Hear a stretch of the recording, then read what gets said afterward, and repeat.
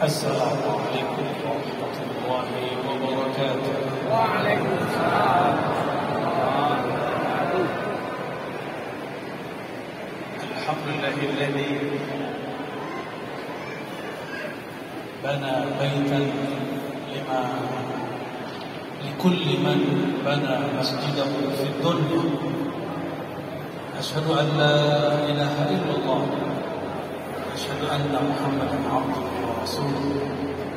Allahumma shalli wa sallim wa barik ala sayyidil mu'ammirin sayyidina Muhammad sallallahu alaihi wasallam, sayyidil a'immah, sayyidil khadimin bil ummah al islamiyah, nabiyina Ahmad. Amma ba'du, puji syukur kehadiran Allah, karena kekuatannya lah masjid ini berdiri. Jikapun terjadi apapun, itu karena izin. Begitu juga kita kirimkan salam cinta, salam rindu kepada baginda Nabi Muhammad sallallahu alaihi wasallam. Karena beliaulah kita berkumpul siang ini. Walaupun paham para imam ini kayaknya lain-lain, mazhab manhajnya pun berbeda-beda, tapi mereka masih mau datang dan berkumpul. Saya yakin bukan karena insentif dari Pak Wali, tapi mereka diundang oleh imam, Pak Ketua MUI, dan ingin mendukung semua program kebaikan para. Ini husnuzon saya para imam. Saya nggak yakin imam-imam itu bahagia cukup dengan 500.000 per bulan. Maka saya husnuzon ini bentuk cinta. Karena cinta salah satu bentuknya adalah hormat. Dalam hadis Imam Tirmizi, Nabi SAW melarang siapapun menghina pemimpin. Mengkritik boleh, Pak Wali dikritik boleh, apalagi Pak Wakil dikritik tiap hari, tiap detik. Kayaknya yang stres duluan handphone. Tapi ketika kita mengkritik, nah ini para imam yang paling bertanggung jawab mengenai adab mengkritik. Benar para imam ya. Kalau imamnya emosional, umatnya emosional. Maka saya berpikir para imam perlu diperhatikan, karena salah satu kecerdasan masyarakat ada pada mereka. Untuk itu salam takzim saya semua kepada para imam sebelum takzim kepada semua yang lainnya. U'azzimukum wa ahtarimukum billah taala. Tadi sudah banyak yang terhormat. Saya ibit ke Pak Wali.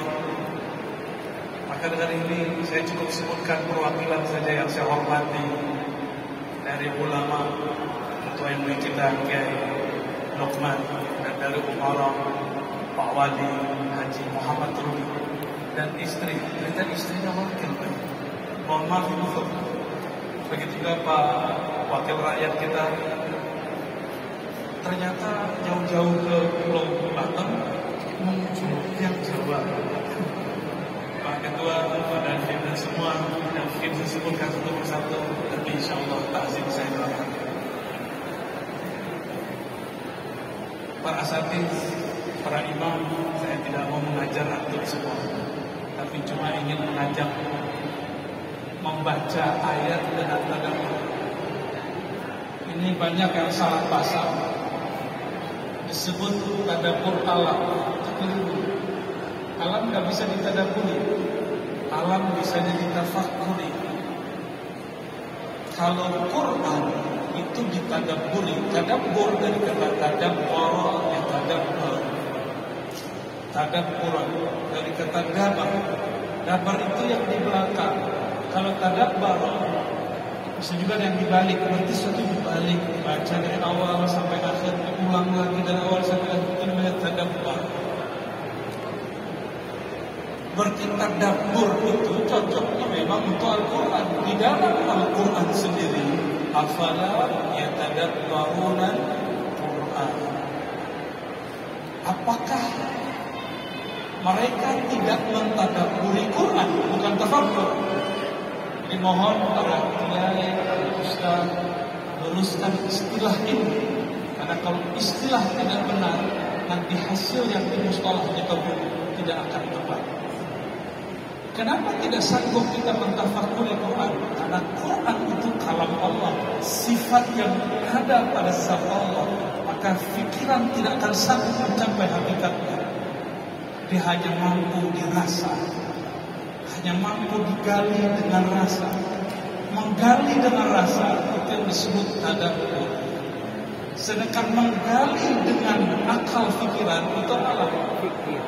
Dan dalam hadis yang hasan diriwayatkan dari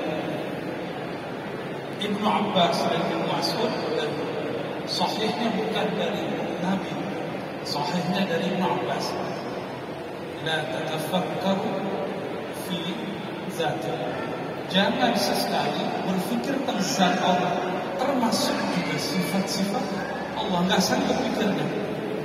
Coba lihat orang yang berfikir-fikir tentang sifat Allah, nanti lama-lama dia jadi Allah. Makanya sudah banyak tuh ustaz-ustaz yang udah miring dikit ngomong, untuk apalagi sholat, Tuhan sudah di dalam. Sudah pernah dengar begitu? Nah, itu karena dia mau fikir-fikir tentang sifat. Sampai ada yang bertanya, dan itu bukan satu tempat, bukan satu ustaz yang bertanya. Banyak ustaz yang bertanya kepada saya. Pertanyaannya hanya, mungkinkah sifat bertubuh? Pertanyaan apa itu? Itu karena yatafakkaruna fi zatillah. Mereka berfikir tentang zat Allah. Allah itu sudah bukan benda, tidak usah dibayang-bayangkan. Serahkan dia hakikatnya sebagaimana dia mau. Langit aja kita tidak tahu hakikatnya, apalagi Allah yang menciptakan langit. Tubuh ini, sel terkecilnya kita tidak tahu hakikatnya, apalagi Allah yang menciptakannya. Maka tafakuri sel itu, jangan tafakuri zat yang menciptakannya, sifat yang menciptakannya. Saya hanya mengajak merujuk membaca ayat yang tadi dibaca oleh Qori, tapi dengan cara yang tadabburi. Jadi manhaj tadabburi. Ini manhaj baginda Nabi Muhammad SAW. Gimana ayatnya tadi? Kalau salah tolong disebutkan. Belum takrib. Innama ya'muru masajid Allah. Dari situ dulu. Innama. Ini mohon maaf Pak Wali, Pak Ketua, agak sedikit mengkaji bahasa Arab, karena yang bisa kita kaji innama dalam bahasa Arab, inna itu litaukid, sungguh, penekanan, stressing. Ada lafaz ma, itu menunjukkan hasr. Apa arti hasr? Kesor, pembatasan. Jadi kalau diterjemahkan, sungguh hanyalah ya'muru, yang memakmurkan, meramaikan, mendirikan, mensyiarkan masjid-masjid Allah. Dimulainya bukan dari orang sholat, bukan dari orang zakat. Maka keliru orang yang bangun pesantren, bangun masjid dari fisiknya. Mulai bangun dari yang depannya. Man amana billah. Siapa yang percaya kepada Allah dan hari akhir. Saya mau tanya, ini pertanyaan bukan ngetes, ini pertanyaan jujur, bukan bertanya seperti yang lagi ramai itu. Man amana billah, siapa yang percaya kepada Allah? Para asatidz semua, yang percaya itu otak ini atau kolbu? Kopiah yang hitam ini, yang putih, serban, jenggot yang panjang, sarung, celana atau gamis ini gak masuk. Pergi ke Abu Dhabi, semua orang pakai gamis. Tapi coba baca Assalamualaikum imigrasi dari jauh. Udah pernah coba? Oke. Saya ngetes Assalamualaikum, kenceng kita ngomong. Nggak jawab. Dikira kita TKI kan ya. Padahal kita bayar visa. Nggak jawab, padahal baju yang Bapak Ibu anggap sebagai baju takwa, baju iman. Ada nggak istilah baju iman? Taruh jenengan berarti ada wajah wahyu ya. Jadi mana siapa yang beriman? Iman itu fil qalb, al-iman fil qulub. Iman itu di qalb. Maka memakmurkan masjid dimulai dari gerakan spiritual rohani, bukan dari gerakan fisik. Orang kaya gak ada iman mungkin gak dia bawa masjid, gak mungkin. Pemimpin ada dana gak ada iman gak mungkin bangun masjid. Jangan salahkan pemimpin, dia bukan ulama, maka yang dia bangun fisiknya. Maka tugas para kiai, para ustaz mengisi iman amanah itu untuk dirawat, bahwa qalbu yang di dalamnya adalah tasdik. Apa itu iman dalam ilmu akidah? Al-iman tasdik fil qalb. Tasdik percaya di dalam qalbu. Ini amal qalbu. Lafaz keduanya wal yaum bil akhir. Orang yang percaya kepada Allah berharap disebut roja wal yaumil akhir, dan hari akhir, takut dia kepada hari akhir disebut dengan khauf. Ar-raja dan khauf, rasa harap dan rasa takut, semua itu dibangun. Jadi kalau ingin bangun masjid pertama kali, inilah yang dilakukan para sultan dan ulama-ulama dulu di tanah Melayu. Mereka bangun dulu pengajian, bangun dulu ilmu, karena dulu masjid itu bagian dari madrasah. Maka saya berharap nanti kenapa wali juga ketua masjid, semoga nanti ada program setiap masjid punya madrasah. Tidak hanya madrasah sore, tapi madrasah yang serius khusus dari pagi sampai tidur. Tidak usah semua dipilih beberapa masjid yang lain. Itulah yang dimaksud oleh guru-guru kami dulu. Guru saya masih hidup, Syekh Muhammad Hasan. Lalu lagi dalam musibah sekolah tinggi yang beliau bangun, dosen-dosennya kebanyakan dari Suriah, itu hancur di Cianjur. Hancur di Cianjur. Apa kata beliau dulu? Saya tidak seperti negara sebelah. Ini orang Suriah. Orang sebelah banyak bangun masjid, kalau saya banyak bangun yang bisa memakmurkan masjid. Apa itu? Bangun madrasah al-Fatihah. Maka saya berharap nanti ini satu ikut semua. Amin ya rabbal alamin. Jadi poin pertama dari ayat ini, memakmurkan masjid, itulah yang disebut mendirikan masjid.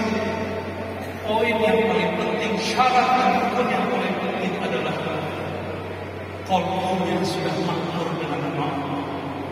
Qalbunya sudah makmur dalam mencintai Allah Subhanahu wa ta'ala. Ini dimulai dari spiritual dulu, bukan dari bangunan. Sudah pernah jalan-jalan ke setempat, santranya tiba-tiba tapi mampir terus kosong. Ternyata kiainya tersinggung kepada ketua yayasan, pindah santrinya ikut dia, nggak ikut ketua yayasan. Bangun dari awal lagi. Hati-hati ketua yayasan, tentang punya duit, jangan kemudian singgung para kiai. Itu jamaah ikut kiai, yang ikut ketua yayasan. Benar, pesantren dikira oleh ketua yayasan yang punya duit bahwa pesantren itu bangunan yang ada kubahnya, yang ada kaligrafinya. Bukan. Bagi kiai, bagi ustaz, kaligrafi itu di kolomnya, tak perlu ditulis-tulis di sini, tak perlu ditulis-tulis di tembok. Dirinya lahir batin itu isinya Tuhan. Makanya darah para ulama itu bukan beracun, bercahaya. Betul ya, betul saja. Dicek aja dulu ya, benar nggak ada cahayanya. Man amana billahi wal yawmil akhir. Jadi ini poin ayat ini nggak jauh dari ayat itu. Nanti ada juga tentang masjid, namanya Masjid Dirar. Benar nggak? Masjid Dirar ini konsepnya seperti yang saya ceritakan barusan, bangun fisik, tapi isinya untuk menyebarkan musik. Kajian-kajiannya untuk memecah belah umat, ngancurin umat. Jika ada masjid tandingan itu Dirar, hati-hati. Siapapun yang punya duit, siapapun ustaz, jangan pernah bangun masjid karena tandingan. Luruskan dulu niatnya. Baru bangun masjid, baru bangun pesantren. Karena masjid Dirar tujuannya memecah belah umat. Kenapa? Qalbunya tidak beriman kepada Allah akhir, tapi dia sholat, dia berzakat. Nah kita sekarang kita balik. Innama ya'muru masajid Allah man aqama shalah. Bukan man shalla apa aqama. Man shalla wa ada zakat. Ayat yang baru yang baca. Orang yang membuka masjid hari ini, orang yang banyak sholat masjid, orang yang banyak sedekah masjid, itu hari ini. Tapi tidak dimulai dari yang awal. Amal qalbunya tidak dimulai. Akhirnya kita saksikan banyak masjid berhubung, banyak masjid tegak, cuma karena masalah celana, masalah kunut tegak. Mau yang kunut, mau yang nggak kunut, kalau sudah fanatis sama-sama. Ini udah gak zamannya kita fanatis, apapun pahamnya. Dan bagi saya tidak ulama kalau kebenaran itu milik dia. Kebenaran itu milik Allah, tak boleh diambil oleh ulama. Saya pendapat saya kawan Rasul, hati-hati. Saya pengajar salah satu mata kuliah kritik orientalisme Palestina, dan kami menemukan di agama sebelah ada satu aliran namanya Lutheran.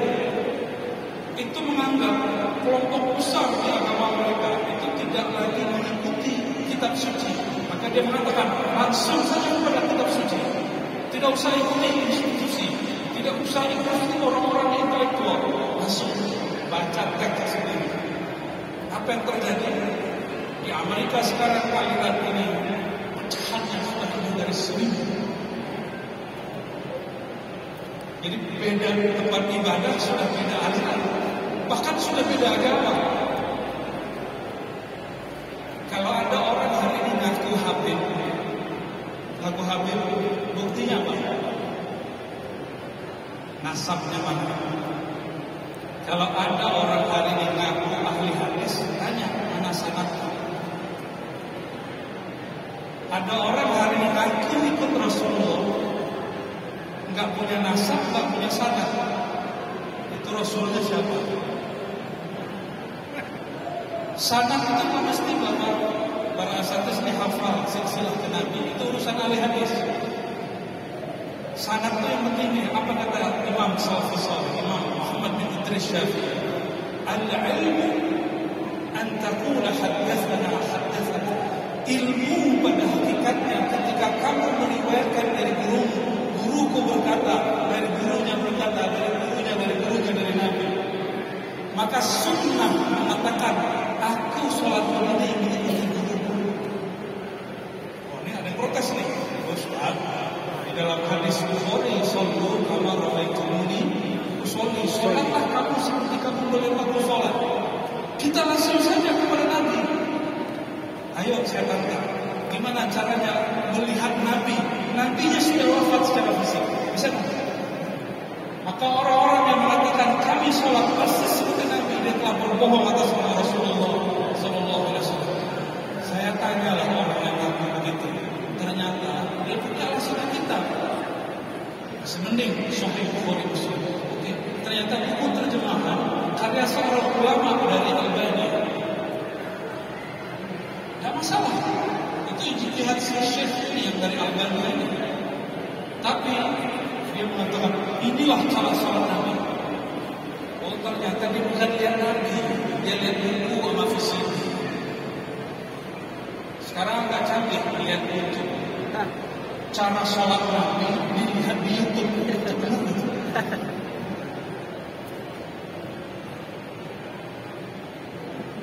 Imam Bukhari tidak mau mencukupkan belajar lewat buku.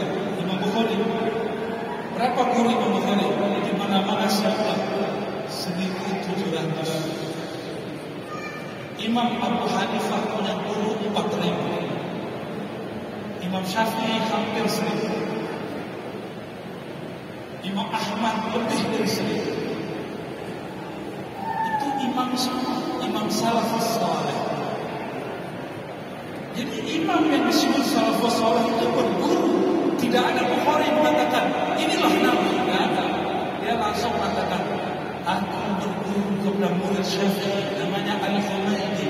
Al-Humaydi bin Sufyan. Sufyan dari Yahya al-Ansari. Dia dari Ibrahim al-Taymi. Dia dari Al-Qamar. Dia dari Umar. Dia dari Nabi SAW. Innamal a'malu binniyat. Hatta hadis innamal a'malu binniyat. Imam Bukhari tidak berani mengatakan langsung kepada Rasulullah SAW. Mesti berguru. Hari ini ada orang baca Sahih Bukhari tak pakai guru. Apa kira-kira? Ternyata yang berguru dulu. Saya takut sesat. Sekarang banyak aliran langsung saja ke Sahih Bukhari. Sahih Bukhari sendiri itu satu aliran. Karena Sahih itu bahasa Arab artinya valid. Kesahihan itu ada alirannya. Ada aliran Sahih menurut Bukhari. Itu lain dengan Muslim. Mohon jadi renungan para ustaz dan bikin rusuh di kalangan jamaah. Ya. Gak usah ikut kiai, gak usah ikut kelompok ini, ormas ini. Itu begitu kalau mengajar umat. Dulu Imam Syafi'i kalau ada orang beramalnya nggak tahu amal Nabi apa, ditanya guru siapa. Makanya Ibnu Mubarak, Imam Salafus Saleh, dia semasa dengan guru Imam Syafi'i yaitu Malik mengatakan al-isnad ila din. Bersanad berguru itu bagian dari agama, separuh agama. Jadi mohon maaf para ulama, kenapa hari ini Islam selalu tercemarkan dengan oknum-oknumnya? Karena mereka tidak mau berguru kepada ahli.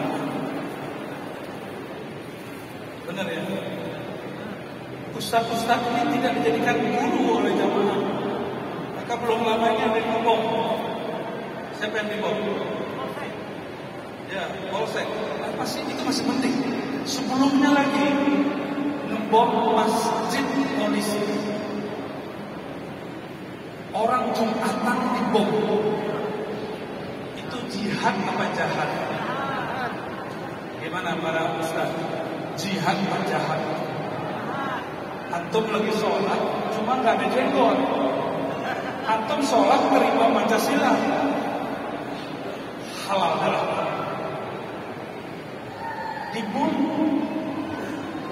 Kejadian yang sama terjadi di Mesir. Sebelum pandemi, ada satu masjid ahli zikir banyak di sana, anak-anak kecil banyak hadir. Tiba-tiba lagi Jumatan ada orang masuk ngebom. Ada 200-an orang mati. Mirip seperti yang dijanji. Cianjur gempa dulu, kalau ini dibom dari dalam.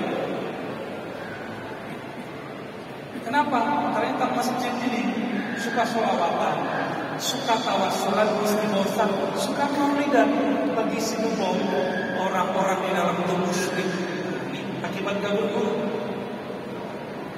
Orang maulid disebut musyrik.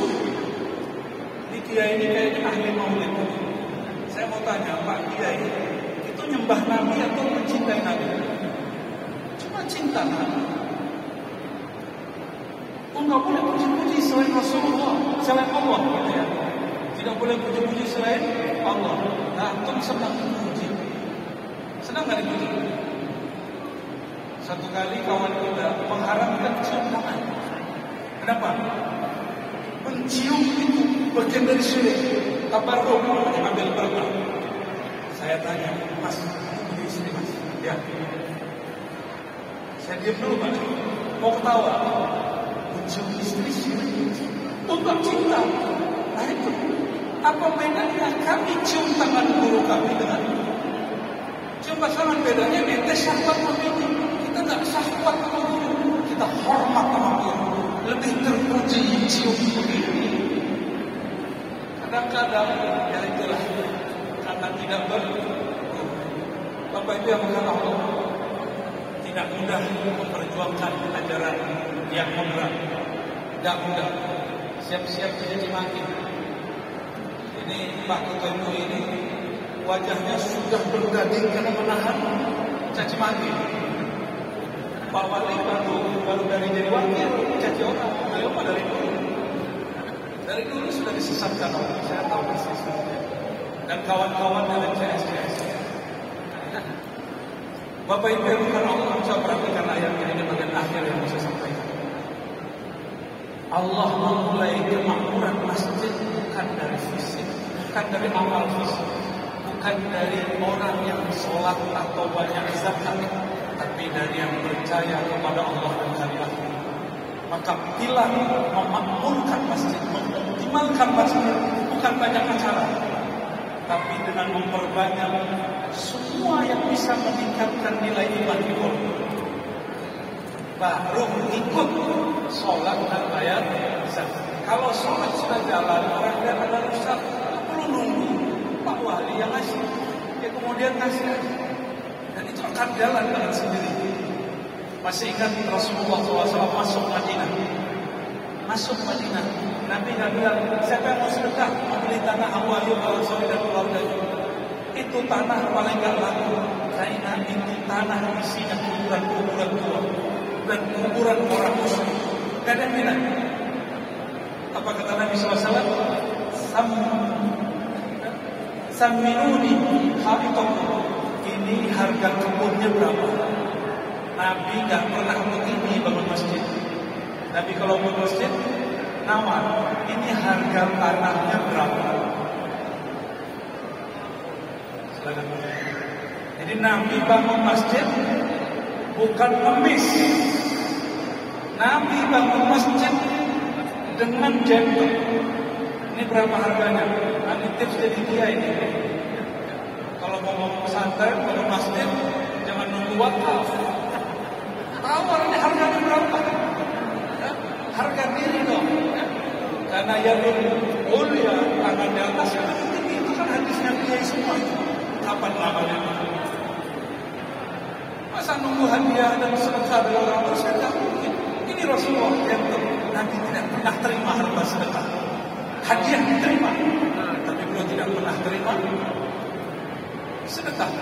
Kalau kita kan jangan terima, senang. Para sahabat, para masyayikh, jika bab qalbu sudah benar, maka bab jawari, bab anggota akan menurun. Maka kajian-kajian di masjid ini akan jadi poin utama. Kajian-kajian di masjid itu mesti kajian yang memberi gizi kepada qalbu, sehingga betul-betul disebut memakmurkan masjid. Inilah yang dikatakan oleh masyayikh kita, kalau ingin bangun masjid dari dalam, bangunlah kajian bersama Islam, iman, ihsan, dan akhir zaman. 4 tema kajian: Islam, iman, ihsan, dan akhir zaman. Sesuai hadis Imam Muslim nomor 1 kita beriman. Al-Islam perkara hukum, maka harus ada kajian hukum di sini. Karena ini simbolnya Tanjak itu sultan, para sultan dulu mazhabnya Syafi'i. Tapi kalau ingin meningkat, buat kajian antar manhaj dan mazhab boleh. Pakarnya banyak di sini. Orang-orang pemenang, orang-orang yang itu banyak yang pakar. Dan Ustaz. Lalu yang kedua, al-iman. Kajian iman itu bukan dengan kajian akidah. Coba cek semua sultan-sultan di tanah Melayu, hampir semuanya Ahlussunnah wal Jamaah, kecuali dulu pernah ada di Malaka diindikasikan Syiah, tapi saya nggak percaya karena buktinya tidak ada. Kebatinan ada, tapi yang menjadi Syiah tidak ada. Rata-rata paling cuma tasawuf yang sedikit miring-miring dikit. Tapi pada dasarnya tasawuf itu prinsipnya Ahlussunnah wal Jamaah. wal jamaah. Ya. Gak ada tasawuf tanpa Ahlus Sunnah. Kalau tanpa Ahlus Sunnah namanya kebatilan. Maka mesti ada kajian akidah Ahlus Sunnah di sini. Sekarang banyak yang mengaku Ahlus Sunnah. Pak Ketua MUI silakanlah tentukan. Ya. Kajian Ahlus Sunnah yang mana? Yang sudah ditentukan, yang sudah diijma'kan ulama-ulama kita tahun 2016. Di Chechnya, mereka kemudian membuat muktamar manhum Ahlus Sunnah. Siapa Ahlus Sunnah? Ya. 2016 ada muktamar, silakan dilihat. Itu sama dengan yang ditulis oleh ulama-ulama di sini. Di Kepulauan Kubilahan itu ada Syekh Abdurrahman bin Siddiq Al-Banjari. Pernah dengar akidahnya Ahlus Sunnah? Coba cek Ahlus Sunnah yang mana. Mazhabnya Syafi'i dan beliau lama di Mekah. Bukan 4 tahun pulang-pulang, bukan bawa gelar LC. Puluhan tahun di sana. Ya, melewati gelar doktor saja. Doktor saya dari S1 sampai S3 itu 12 tahun. Beliau lebih dari 12 tahun di sana. Tradisi orang Batak yang merantau ke Kubilahan, dan itu yang kemudian mengislamisasikan orang lain. Dan yang terakhir, tasawuf, kajian tasawuf. Kalau agak takut dengan istilah ini, terserah gantilah istilah. Ya. Setahu saya, ulama salafus saleh tidak ada yang memerintahkan kata tasawuf. Ada kalam yang disebutkan ke Imam Syafi'i, tapi kalamnya tidak sahih, pemahamannya tidak sahih. Bahwa Imam Syafi'i mengatakan orang-orang sufi itu disebut orang-orang bodoh. Tapi ternyata di diwannya boleh memuji sufi. Dalam riwayat Imam Ibn Asakir, Imam Syafi'i berkalam bahwa dia memuji sufi dan mengambil ilmu dari sufi. Berarti 3 ini harus dijelaskan. Ilmu fikih, jadi silakan nanti Pak Wali dimonitor. Ini sudah jalan dalam kajian ini. Yang isi nanti itu pasukannya Pak. Itu ibu kita kajian hadis. Itu masuk ke fikih al-Islam, kajian akidah, kajian akhlak. Orang kalau pintar dalil, tidak belajar tasawuf, kita debat terus. Punya teman sudah debat, itu obatnya cuma belajar tasawuf. Masalahnya Ustaz, dia mengharamkan tasawuf, itulah masalahnya. Ya, udah ganti istilahnya, ganti nufus.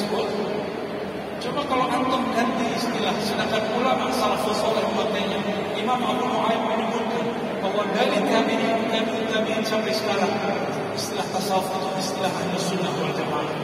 Dan setahu saya, karena kita juga meneliti para sultan di tanah Melayu, hampir semuanya sufi atau berguru kepada sufi. Ya. Dulu di Bengkalis ada Syekh siapa, dia juga seorang sultan. Ada Raja Ali Haji, dia seorang mursyid. Dia lama di Mekah, pulang-pulang, bukan menyalahkan amal, tapi dia kemudian mengajak umat berkumpul di masjid. Maka Bapak Ibu yang Allah, mari kita jadikan masjid ini basis spiritual yang dimulai dengan iman, baru menurunkan nanti dengan banyaknya sholat, banyaknya zakat. Mereka lah yang tidak takut kecuali hanya kepada Allah, walam yakhsha illa kecuali Allah semata. Dan yang terakhir, mereka disebut muhtadi. Mereka lah yang disebut orang-orang yang dapat hidayah. Semoga orang-orang yang hadir ini, semuanya yang membangunnya, yang berjasa kepada ini, termasuk muhtadi, orang-orang yang dibimbing oleh Allah SWT. Demikian dari kami, mohon maaf jika ada yang tersinggung. Maaf dari hati yang paling dalam. Allahumma karim. Wassallallahu ala nabiyina Muhammad. Assalamualaikum warahmatullahi wabarakatuh.